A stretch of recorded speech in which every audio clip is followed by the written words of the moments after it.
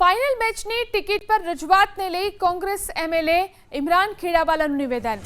મંત્રીઓને પણ ટિકિટ ન મળ્યાની વાત ગૃહમાં કરવામાં આવી। ભાજપના ધારાસભ્યો લાચાર હોવાનું ઇમરાન ખેડાવાલાનું નિવેદન।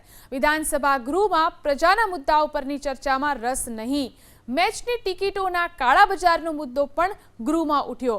ડુપ્લિકેટ ટિકિટને લઈ પોલીસે અનેક લોકોને અટકાવ્યા હતા। અન્ય રાજ્યોમાંથી આવેલા લોકો પણ ડુપ્લિકેટ ટિકિટનો ભોગ બન્યા।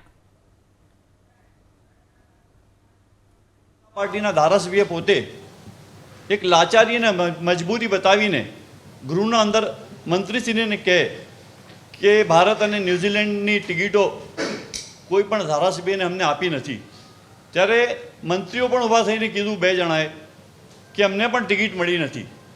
એટલે મને એવું લાગી રહ્યું છે કે આ વિધાનસભાના અંદર જે ચર્ચા માંગણીઓ પરની ચર્ચા સમગ્ર ગુજરાતના 6.5 કરોડ જે ગુજરાતીઓ છે આપણા તેની માંગણીઓ પરની ચર્ચા હતી, તેના પર વધારે ફોકસ કર્યો હોત તો હું સમજું છું કે ગુજરાતના ઘણા બધા એવા જે કિસ્સાઓ છે તેને આ ગૃહના અંદર આજે મૂકી શકતા હોત।